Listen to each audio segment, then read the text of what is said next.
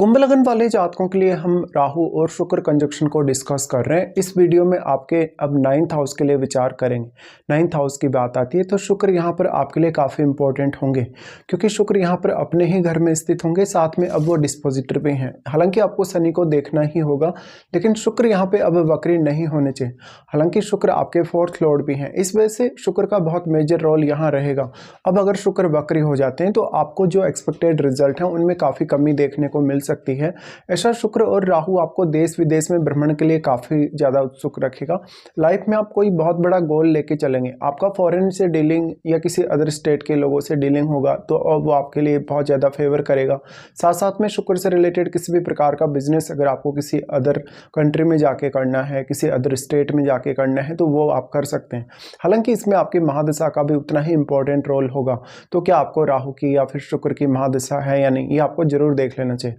पुरुषों के केस में देखा जाए तो उनके पार्टनर के थ्रू उनको लक के मामले में काफ़ी ज़्यादा सहायता मिलेगी। लेकिन यहाँ कोई भी अन्य ग्रह का प्रभाव आपके 9th हाउस पे हुआ तो उस ग्रह को जरूर देखिए। साथ में राहु या शुक्र के साथ यहाँ कोई अन्य ग्रह अगर स्थित है तो उस ग्रह का भी काफ़ी मेजर रोल अब होगा। लेकिन स्वयं यहाँ भाव के स्वामी शुक्र हैं, तो शुक्र यहाँ काफ़ी ज़्यादा इंपॉर्टेंट हो जाते हैं, क्योंकि वो यहाँ पे राहु से काफ़ी मल्टीप्लाई होंगे और डिस्पोजिटर भी वो स्वयं ही हैं और वो राहु के साथ यहाँ बैठकर कहीं ना कहीं मित्रवत हैं।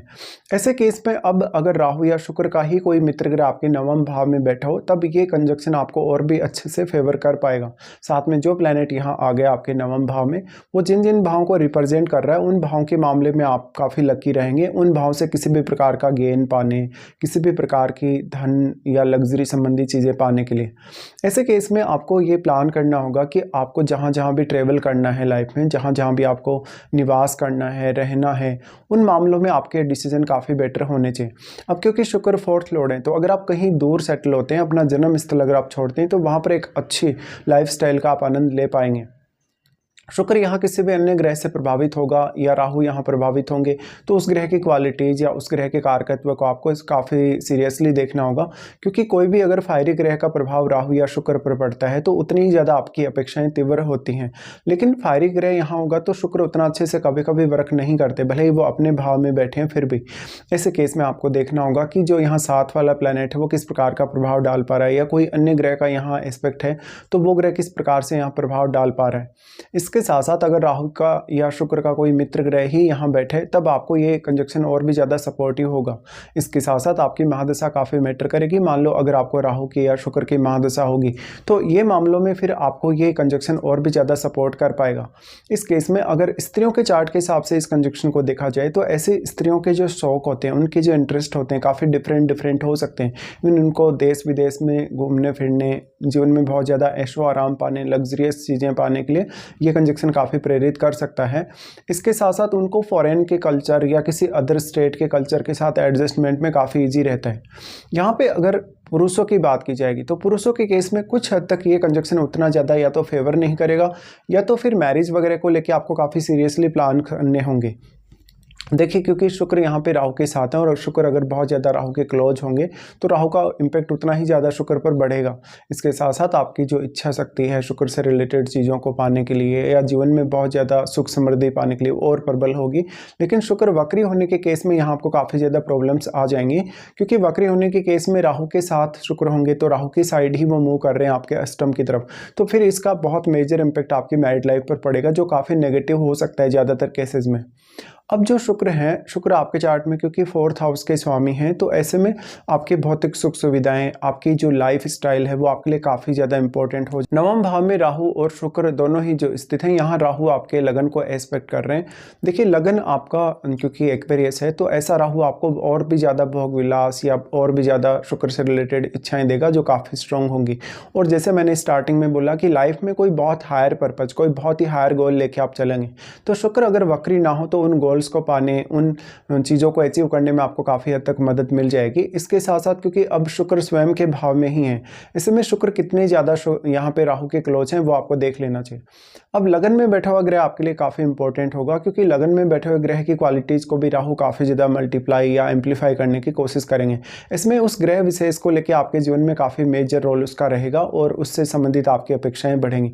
वो ग्रह आपके चार्ट में जिन जिन भावों का रिप्रेजेंट कर रहा है उन भावों से संबंधित मामलों में आप काफ़ी सक्सेस्ड होंगे लाइफ में, उन भावों से संबंधित आपको किसी भी प्रकार का गेन पाने, किसी भी प्रकार की क्वालिटीज़ पाने में मदद मिलेगी, साथ में उन भावों को प्लान करने में भी। उसके बाद देखिए यहाँ जो अब आपके लगन में प्लैनेट बैठा है, क्योंकि वो आपके सप्तम भाव को भी प्रभावित कर पाएगा, ऐसे में राहु शुक्र का जो कंजक्शन है इसका मैरिज के लिए काफ़ी ज़्यादा इंपॉर्टेंस आपके लिए बढ़ जाता है। अब जो लगन में प्लैनेट स्थित है उसका संबंध आपको शनि के साथ भी देखना होगा। अगर वो राहु के साथ, शुक्र के साथ या इवन शनि के साथ भी अगर मित्रवत है तो वो प्लैनेट के मामले में आपको और भी ज़्यादा बेहतर रिजल्ट मिल सकते हैं।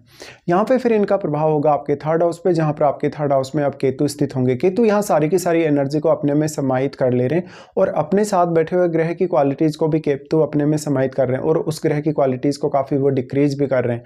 इसलिए वो प्लैनेट कौन सा है केतु के साथ बैठा हुआ और वो किस प्रकार का प्लैनेट है वास्तव में, क्योंकि हमने देखा है केतु कभी कभी जब फायरी साइन में स्थित होते हैं तो काफ़ी विस्फोटक स्थिति बनती है, एकदम से बहुत एक्सट्रीम स्थितियां सामने आती हैं। ऐसे में केतु के यहाँ होते हुए अगर किसी फायरी ग्रह का प्रभाव होगा केतु पर तो और भी ज़्यादा यहाँ पर विस्फोटक स्थिति का निर्माण होगा, जिससे आपके रिश्तों के लिए वो उतना बेटर नहीं होगा। हालांकि केतु बहुत ब्लाइंड है, केतु के पास बुद्धि नहीं है, उसके पास दिमाग नहीं है, सोचने समझने की क्षमता नहीं है। इसलिए जहाँ जहाँ भी आप अपना मेजर एफर्ट्स लगाएं किसी भी पर्टिकुलर काम में, वहाँ पर आपकी प्लानिंग बहुत अच्छी होनी चाहिए।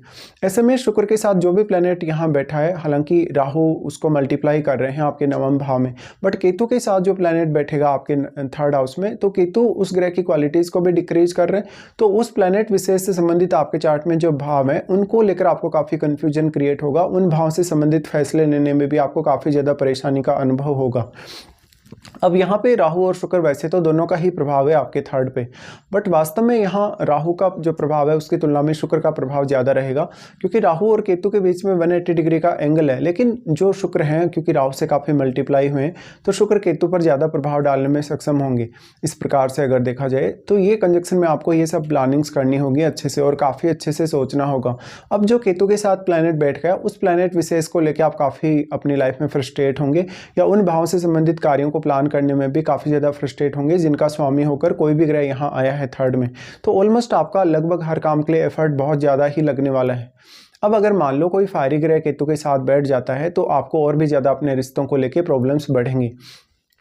उसके बाद यहाँ राहु आपके पंचम भाव पे दृष्टि डाल रहे हैं।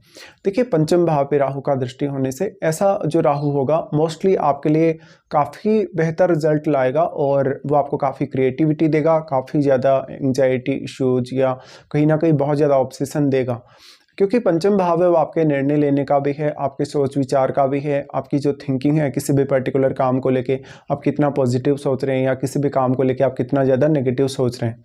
पंचम भाव के स्वामी बुध और पंचम भाव में बैठे हुए ग्रह का रोल आपके लिए काफ़ी इंपॉर्टेंट होगा। अगर बुध बहुत ही वेल प्लेस्ड होंगे तो ऐसा राहु आपको लॉटरी से, सट्टा से, अगर शेयर मार्केट वगैरह से भी काफ़ी फ़ायदा दे सकता है, बट यहाँ पर उतने ही ज़्यादा रिस्क भी आपके लिए इन्वॉल्व रहेगी। तो इस केस में आपके पैसा खोने या नुकसान होने की संभावना तब ज़्यादा होगी जब राहु या शुक्र पर किसी फायरी ग्रह का प्रभाव होगा या तो फिर आपके पंचम में कोई फायरी ग्रह स्थित होगा।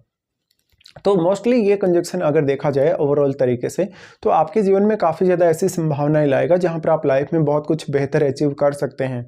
और आपको लेकिन इसमें प्लानिंग के लिए सबसे ज़्यादा ध्यान देना होगा, आपको किस काम में कितना एफर्ट लगाना है, किस काम में कितना एफर्ट आपको नहीं लगाना है।